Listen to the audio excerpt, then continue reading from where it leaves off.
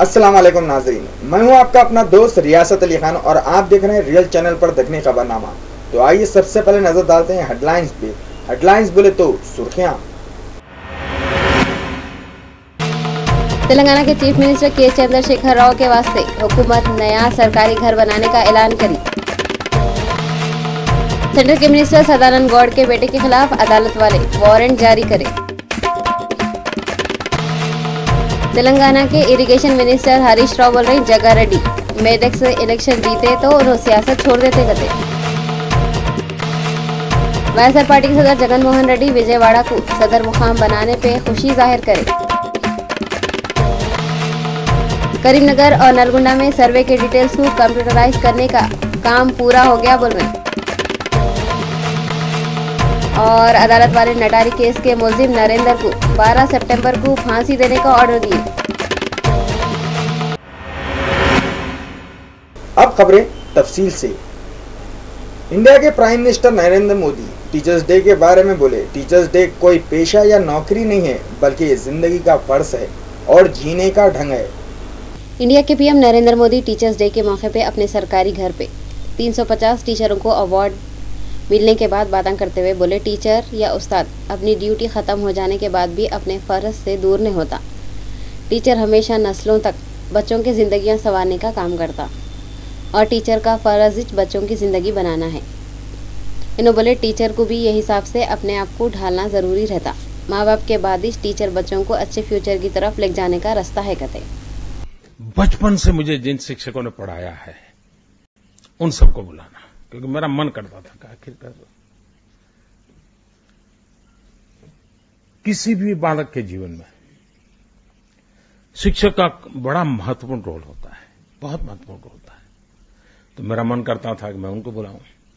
तो फिर मैंने देखा एक मेरे शिक्षक तो नहीं रहे, जब मैंने बुलाया था तब 93 ईयर के थे, जो सबसे वृद्ध शिक्षक जो जीवित थे।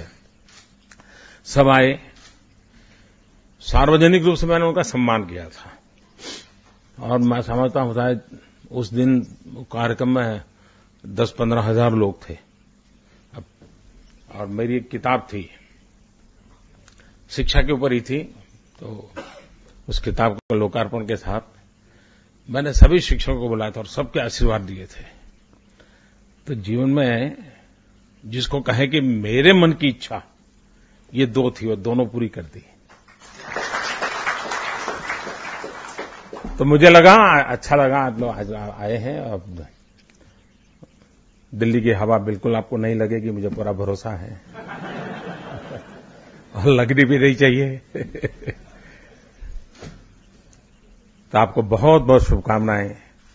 भारत के भविष्य के निर्माण को आपके प्रयासों से उत्तरोत्तर ताकत मिले, ये मेरी शुभकामना है। बहुत बहुत धन्यवाद।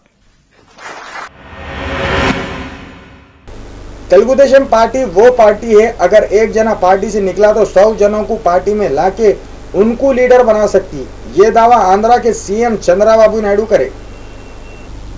चंद्रबाबू नायडू ये बात खम्मम के तेलुगु देशम के लीडर टी नागेश्वर राव पार्टी छोड़ के टीआरएस में चले जा रहे बोल के गुस्से में आके बोले। एक गया तो 100 लीडरां टीडीपी पैदा कर सकती कहते। उन्होंने ये बात एनटीआर भवन में खम्मम के लीडरों और कारकुनों से बोले। नायडू उम्मीद जाहिर करे आने वाले इलेक्शन में खम्मम के पूरे सीटों पर तेलुगु देशम पार्टी कामयाब होंगी। उन्होंने जब एक गया तो 100 पैदा कर सकते, पूरे सीटों पे कब्जा कर सकते, तो केयर नहीं करके खामोश बैठना, ऐसा औंटे तो लोग समझने जाते। नागेश्वर राव पार्टी छोड़ के चले जा रहे बोल के चंद्रबाबू नायडू को बहुत अफसोस हो रहा होगा। सुप्रीम कोर्ट का ये बोलना है, जैसा काम सेंटर को हुकूमत गंगा की सफाई के वास्ते करी, वैसे काम से गंगा 200 सालों तक भी साफ नहीं हो सकती। गंगा की सफाई के बारे में सेंटर की हुकूमत के हलफनामे से सुप्रीम कोर्ट को इत्मीनान नहीं हुआ। सुप्रीम कोर्ट सेंटर गवर्नमेंट को ऑर्डर दी 3 हफ्तों के अंदर नया एक्शन प्लान अदालत में पेश करो। सुप्रीम कोर्ट का ये बोलना है, हुकूमत के हलफनामे को देखने के बाद अंदाजा हो रहा अगर ये प्लान पे काम करते रहे तो 200 सालों तक भी गंगा मैलिश रहेंगी। अदालत ये भी बोली, ये हलफनामे में आम आदमियों की सरकार नहीं बल्कि अफसरशाही हुकूमत की झलक दिख रही।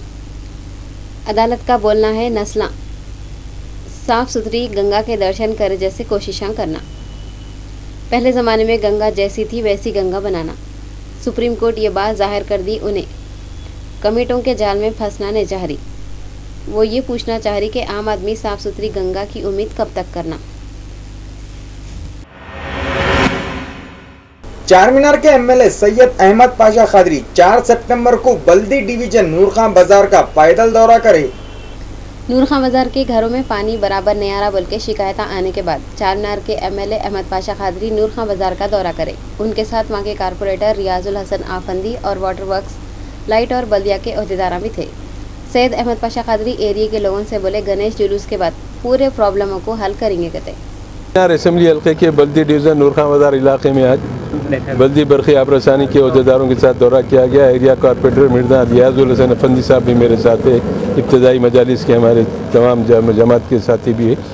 पुराने अली के पास एक शतुरखाना की गली और मस्जिद क़ुव्वत जंग की गली और कड़वे साहब की गली और इकबाल होटल की लाइन में 2-3 गलियों में पानी की तकलीफ़ की शिकायत वसूल हुई।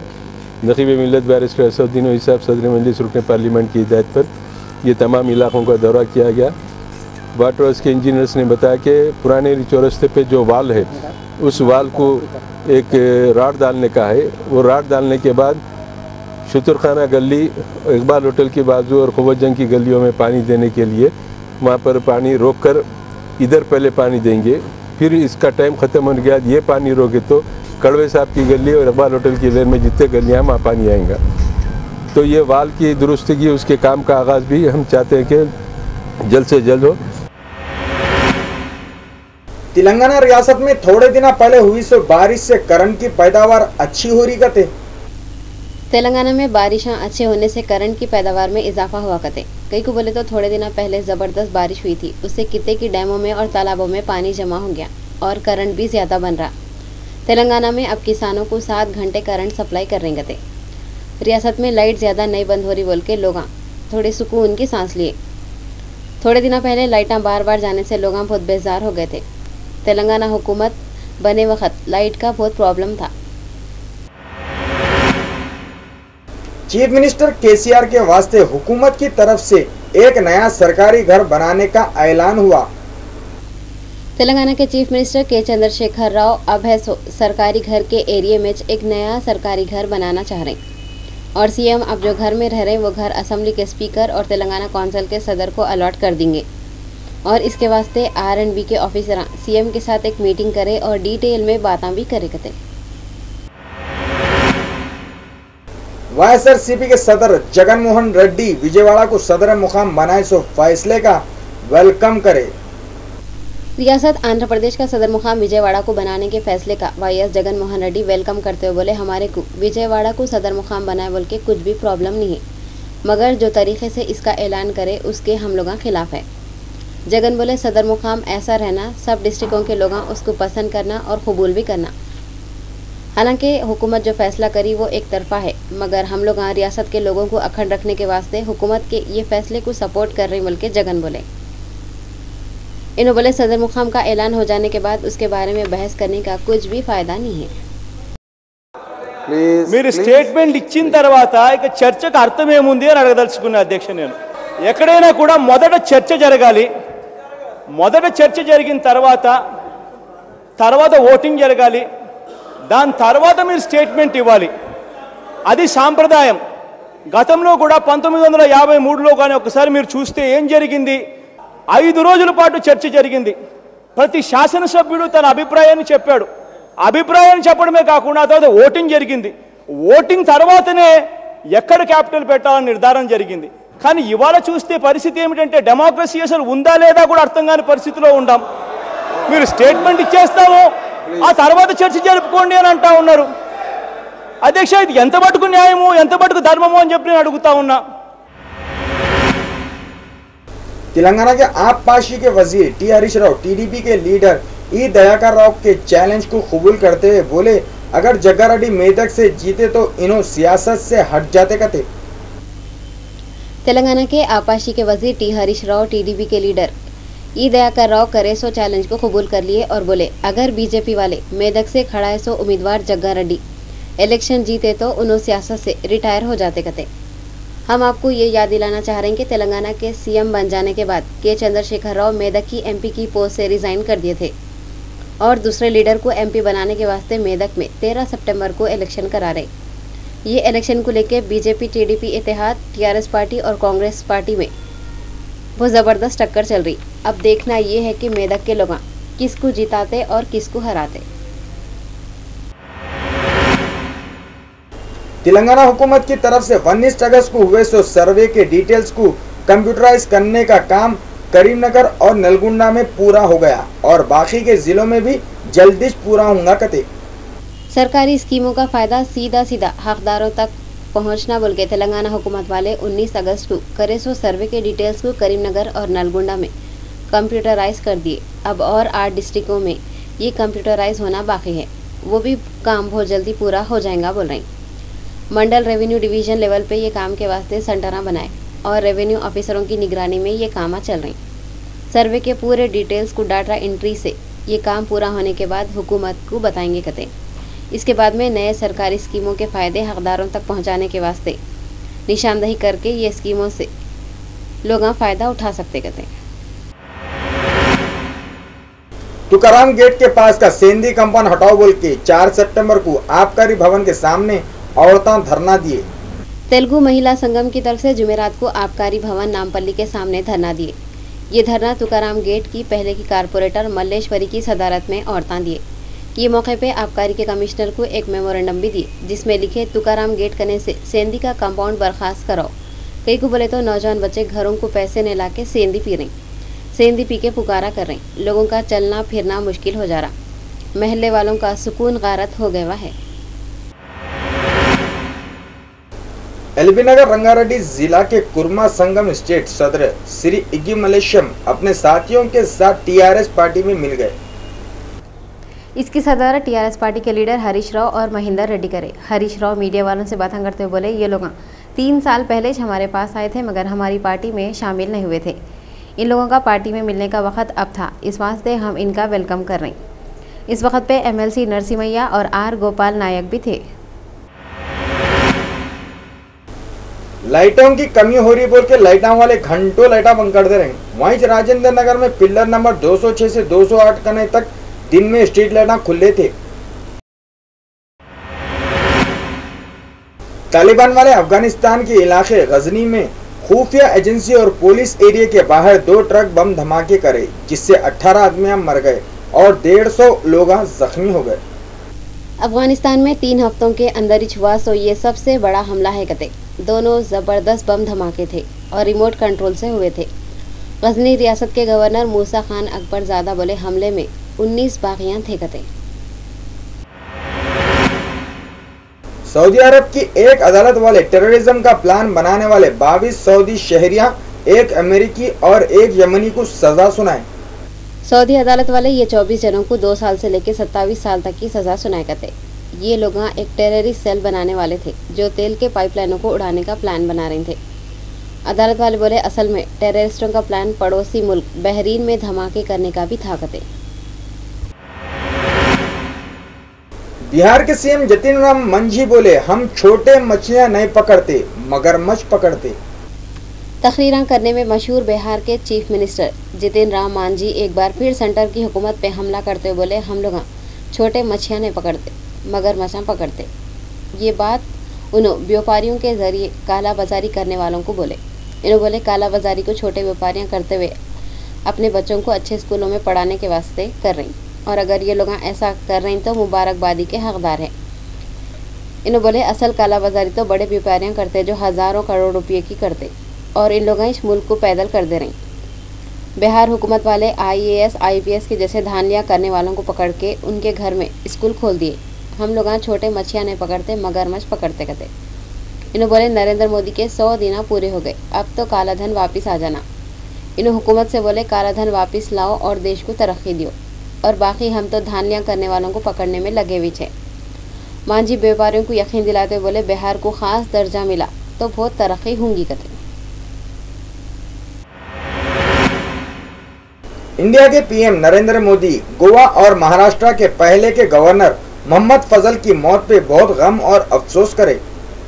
पीएम नरेंद्र मोदी गोवा और महाराष्ट्र के पहले के गवर्नर की मौत पे अफसोस कर लेते हुए बोले, उनकी खिदमत पे खुदा उनकी रूह को सुकून देगा। हिमाचल प्रदेश के सदर मुकाम शिमला में एक बंदर को विजिटर जिंदगी भर नहीं भूल सकेंगे। ये बंदर शहर को आने वाले लोगों पे नोटों की बारिश कर दिया। वो बात तो आप लोग सुने चुंगे, पैसा फेंको तमाशा देखो। पैसा लुटाना हर एक के बस के बात नहीं रहती, उसके वास्ते शिमले के बंदर के जैसा दिल होना पड़ता। आप हमारी बात को मस्खरापना न को समझो। शिमला में चेड़ के जंगल में घूमने आने वाले लोगों पे एक बंदर नोटों की बारिश करके इंसानों का बंदरपना देख देख के खुश हो रहा था। ये किस्सा ऐसा है, एक बंदर भूख से बेचैन होकर एक घर में घुस गया। वहाँ पे इसको खाने को कुछ भी नहीं मिला करते। बंदर इधर उधर देखा, सब बर्तना खाली दिखे। उतने में इसको नोटों का एक बंडल दिखा। गुस्से में उन्हें वो नोटा उठा के पहले एक घर के छत पे बैठ गया, वहाँ से नोटा फेंकना शुरू करा। लोग नोटों को देख के उड़ी पड़ने लग गए। वो लोग नोटा लूटते जा रहे थे और बंदर की तरफ आजिज़ी से देखते जा रहे थे।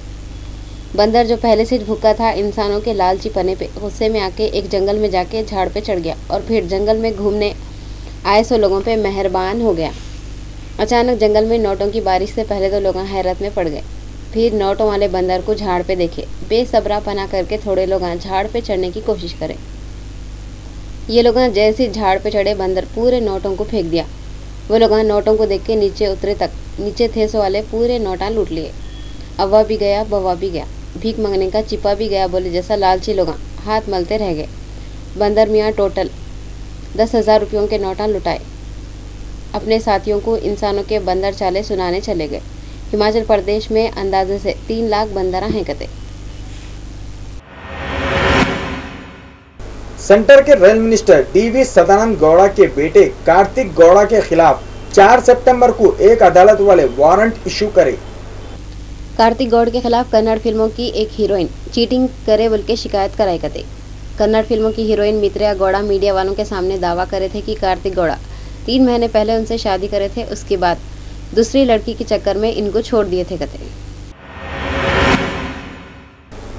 उत्तर प्रदेश में गाजियाबाद की अदालत वाले मशहूर नठारी मामले के मुलजिम सुरेंद्र कोहली को 12 सितंबर को फांसी देने का ऑर्डर दिए। सुरेंद्र कोहली 14 साल की बच्ची रंपा हलदार का मर्डर करे थे और कोहली का death warrant additional district session जज अतुल कुमार गुप्ता 3 सितंबर को जारी करे। मलबार गोल्ड ज्वेलर्स वालों के पास 1 तोला सोने की कीमत ये रही 24 कैरेट 26,151, जबकि 24 कैरेट 27,970 रुपए रही। अब अपन तेलंगाना के 10 जिलों के मौसम का हाल देखेंगे। मौसम का हाल बताने वाले बोल रहे हैं उन लोग। हैदराबाद में ज़्यादा से ज़्यादा दर्जा हरारत 31 और कम से कम दर्जा हरारत 23। खम्मम में ज़्यादा से ज़्यादा 30, कम से कम 25। मेदक में ज़्यादा से ज़्यादा 31, कम से कम 23। वरंगल में ज़्यादा से ज़्यादा 32, कम से कम 23। करीमनगर में ज़्यादा से ज़्यादा 33, कम से कम 24। महबूबनगर में ज़्यादा से ज़्यादा 31, कम से कम 24। आदिलाबाद में ज़्यादा से ज़्यादा 33, कम से कम 24। नलगुना में ज़्यादा से ज़्यादा 30, कम से कम 25। निज़ामाबाद में ज़्यादा से ज़्यादा 31, कम से कम 23 और रंगारेड्डी में ज़्यादा से ज़्यादा दर्जा हरारत 29 और कम से कम दर्जा हरारत 21 रिकॉर्ड करे गए। आखिर में अपन लोग फिर एक बार देखेंगे सुर्खियां। तेलंगाना के चीफ मिनिस्टर के चंद्रशेखर राव के वास्ते हुकूमत नया सरकारी घर बनाने का ऐलान करी। सेंटर के मिनिस्टर सदानंद गौड़ के बेटे के खिलाफ अदालत वाले वारंट जारी करे। तेलंगाना के इरिगेशन मिनिस्टर हरीश राव बोल रहे जग्गा रेड्डी मेदक से इलेक्शन जीते तो उन्होंने सियासत छोड़ देते गते। वाईएसआर पार्टी के सदर जगन मोहन रेड्डी विजयवाड़ा को सदर मुकाम बनाने पे खुशी जाहिर करे। करीमनगर और नलगुंडा में सर्वे के डिटेल्स को कंप्यूटराइज करने का काम पूरा हो गया बोल रहे। और अदालत वाले नटारी केस के मुलजिम नरेंद्र को 12 सितंबर को फांसी देने का ऑर्डर दिए। आज दक्षिणी खबरनामा में इतना ही, इजाजत दियो। अल्लाह हाफिज।